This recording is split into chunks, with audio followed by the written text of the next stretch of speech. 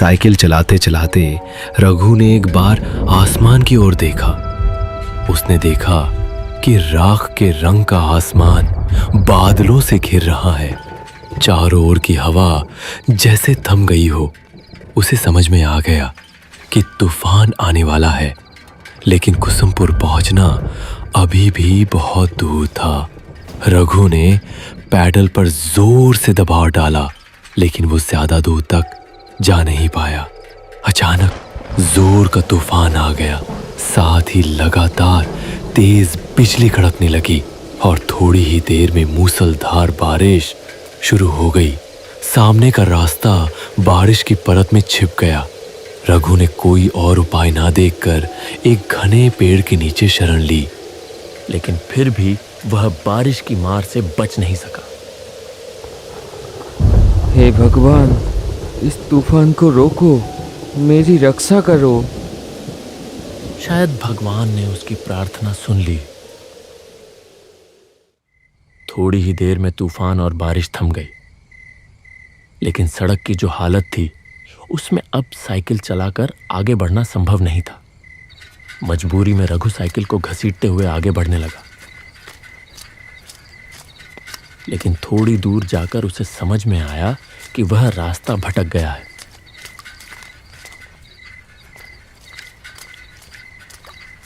यह रास्ता कुसुमपुर का नहीं है। वह सोच में पड़ गया कि अब क्या करे।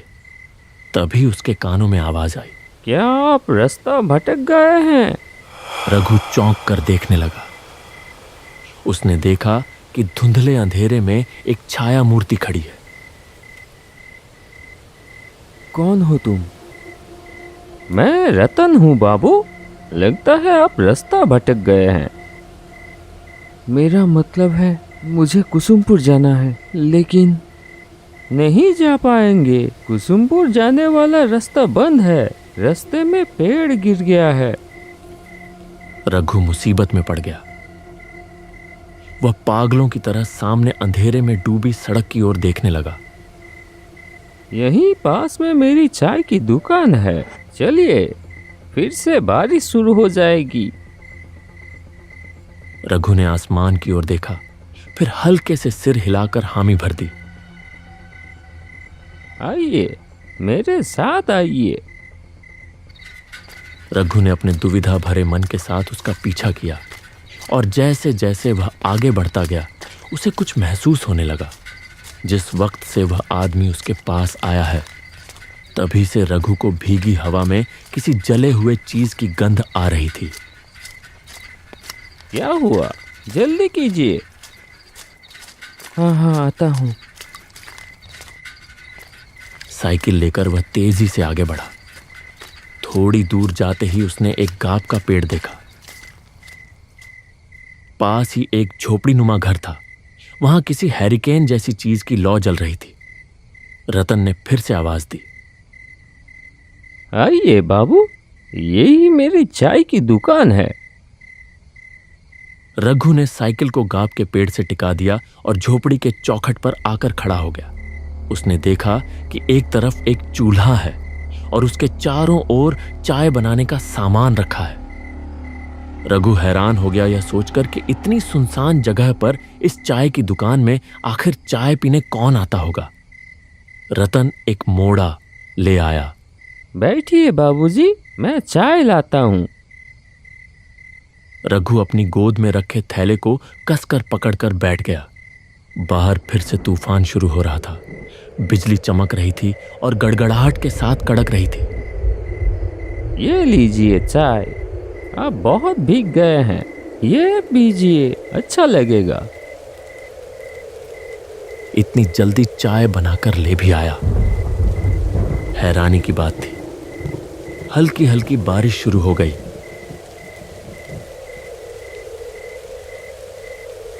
रघु चाय की चुस्की लेते लेते पूछ ही बैठा,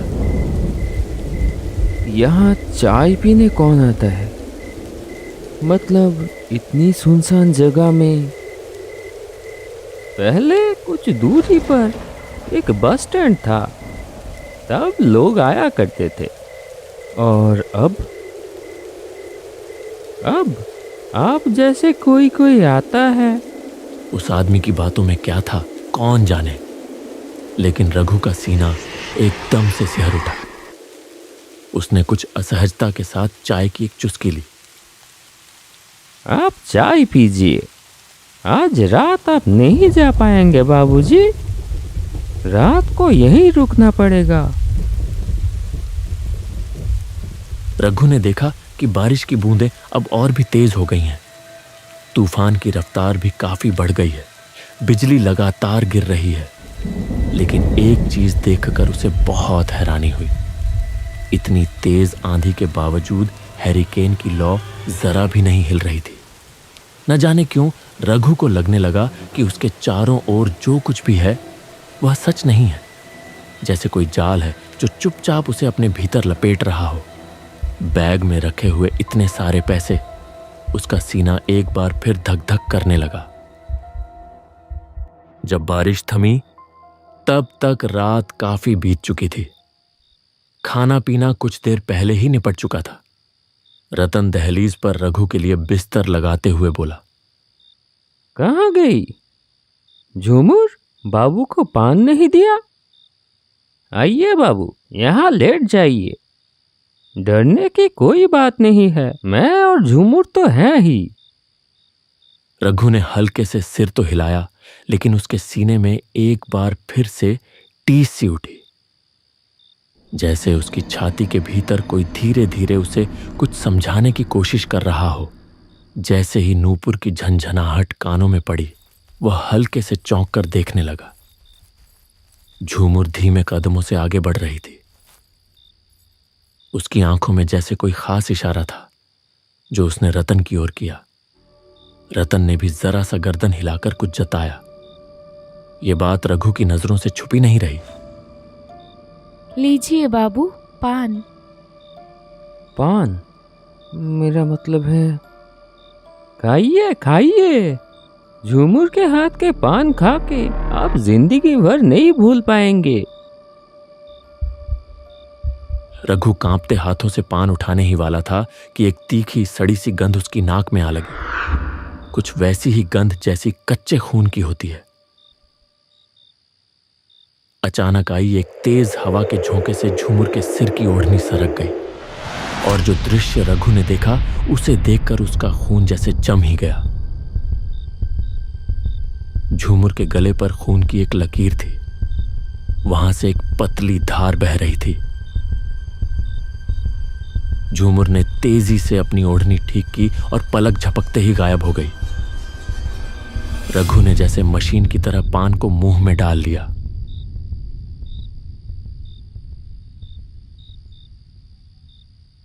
रतन हैरिकेन की लौ धीमी कर कमरे के अंदर चला गया।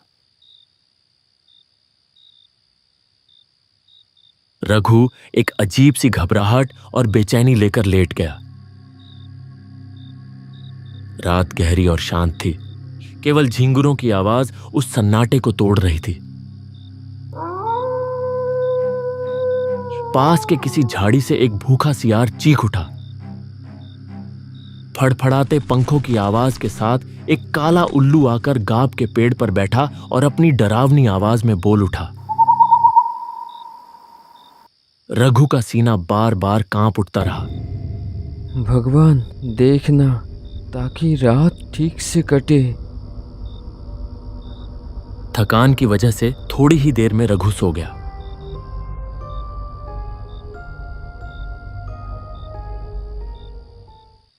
अचानक एक डरावनी चीख चारों ओर गूंज उठी।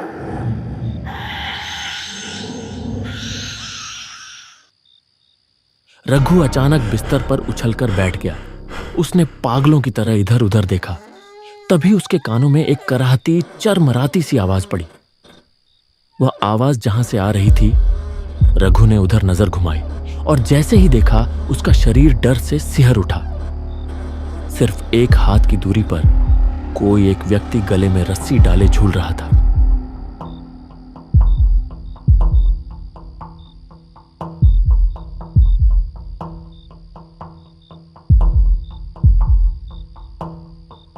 क्या हुआ बाबूजी? कोई बुरा सपना देख लिया क्या?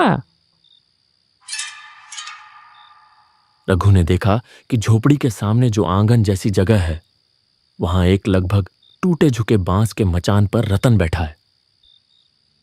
उसने एक बार फिर धीरे से गर्दन घुमाकर उस ओर देखा, जहां कुछ देर पहले कोई गले में रस्सी डालकर झूल रहा था।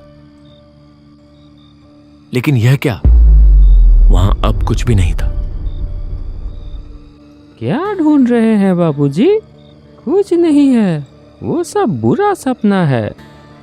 तुम इतनी रात को बाहर क्यों हो? बहुत गर्मी है, इसलिए बाहर की हवा लेने आया हूँ। आप भी आइए ना। रघु समझ गया कि उसका शरीर पसीने से तरबतर हो चुका है, इसलिए वह बिस्तर छोड़कर मचान की ओर बढ़ गया। भीतर दबा एक अजीब सा असहज भाव लिए वह रतन के पास जाकर बैठ गया। तभी कहीं पास से एक निशाचर पक्षी तीखी आवाज में चिल्ला उठा। उस एक चीख ने पल भर के लिए फैली खामोशी को चकनाचूर कर दिया। इतनी गर्मी है, अब नींद आएगी ही नहीं। ऊपर से सपने में आप क्या कुछ देख रहे हैं। इससे अच्छा मैं आपको एक कहानी सुनाता हूँ। 3 साल पहले की बात है। ऐसा ही एक चाय और नाश्ते का दुकान था उसका। सब कुछ ठीक ही चल रहा था, लेकिन इंसान अकेले कब तक रह सकता है। इसलिए उसने शादी कर ली किसी दूसरी गांव की एक लड़की से। उस लड़की को एक नज़र देखते ही नज़र ठहर जाती थी। बहुत लोग कानों कानों में फुसफुसाते रहे, ये तो जैसे गोबर में कमल का फूल होगा तो उसके चाहने वाले भी होंगे। खैर, दुकान में भीड़ बढ़ने लगी और उसकी बीवी ने भी हाथ बटाना शुरू कर दिया। उसकी चाय की दुकान में शंकर रोज चाय पीने आने लगा। एक कप चाय पीता था, लेकिन 1.5-2 घंटे तक बैठा रहता। उसकी बीवी की तरफ उसका नजर है, ये समझ में आ रही थी उस आदमी को। लेकिन नई दुल्हन के बारे में ऐसा कुछ सोचने को उसका मन नहीं मान रहा था। इतनी सुंदर पत्नी के बारे में कोई आदमी कैसे सोच सकता है ये सब? वो आदमी भी नहीं सोच सका। ऐसे ही दिन कट रहे थे। एक दिन दोपहर के बाद वो बाजार जाने के लिए निकला। मैं चलता हूँ, आखिरी बस में लौटूंगा। शाम को दुकान खोलने की जरूरत नहीं है। अच्छा ठीक है, अच्छे से जाना। बाजार में खरीदारी करते करते वो समझ गया कि तूफान आने वाली है, इसलिए जल्दी सामान लेकर वो पहली वाली बस पकड़ ली।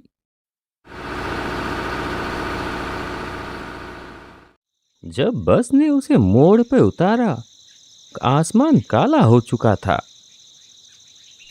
एक बार आसमान की तरफ देखा और तेजी से घर की तरफ चल दिया। लगता है बारिश होने वाली है। बीवी अकेली है, अकेले डर जाएगी। लेकिन तब तक उसने सोचा भी नहीं था कि थोड़ी देर में क्या होने वाला है। आंगन में आते ही घर के अंदर से एक दबा दबा हंसी की आवाज आने लगी।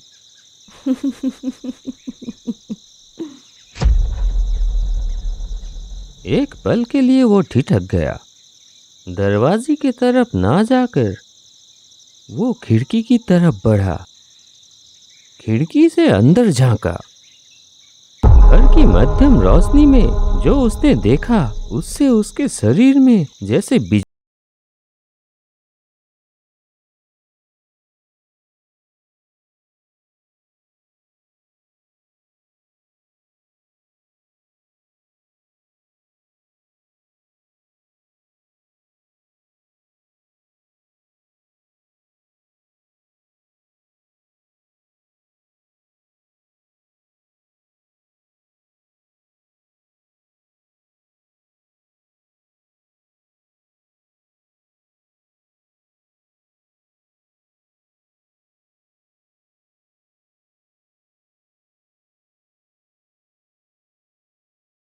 थी। एक तेज धार वाली चीज से एक झटके में वो अपनी पत्नी की गर्दन पर वार कर दिया। फव्वारे की तरह खून निकल आया। पत्नी अपनी गर्दन पकड़ लिया और जमीन पर गिर पड़ी और उसका शरीर बार बार झटका खाकर स्थिर हो गया।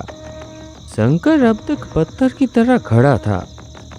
अब वो भी हाथ जोड़कर माफी मांगने की कोशिश करने लगा। वो आदमी धारदार चीज हाथ से फेंककर शंकर को बालों की मुट्ठी से पकड़ लिया और घसीटते हुए ले चला। शंकर पूरी ताकत से भागने की कोशिश करता रहा। गुस्से में शंकर को जमीन पर पटक दिया। फिर बांस की छत से लटक रही रस्सी को खींचकर शंकर की गर्दन में फांसी की तरह डाल दिया और दोनों हाथों से रस्सी के छोर को खींचने लगा। शंकर के मुंह से दम घुटने की आवाज निकलने लगी। उसकी आंखें बाहर की तरफ निकल पड़ी। तड़पते तड़पते उसका शरीर धीरे धीरे शांत हो गया। वो आदमी पागल की तरह अपनी पत्नी के खून से लथपथ शरीर को घूरता रहा। फिर गला फाड़कर चीख पड़ा, बीबी, ऐसा क्यों किया तुमने? क्यों किया? आदमी थोड़ी देर बाद उठा, घर के अंदर गया, जलती हुई लालटेन लाकर फेंक दिया बीवी के शरीर के ऊपर। उसने दांत भींच ली, आंखों से आंसू फूट पड़े।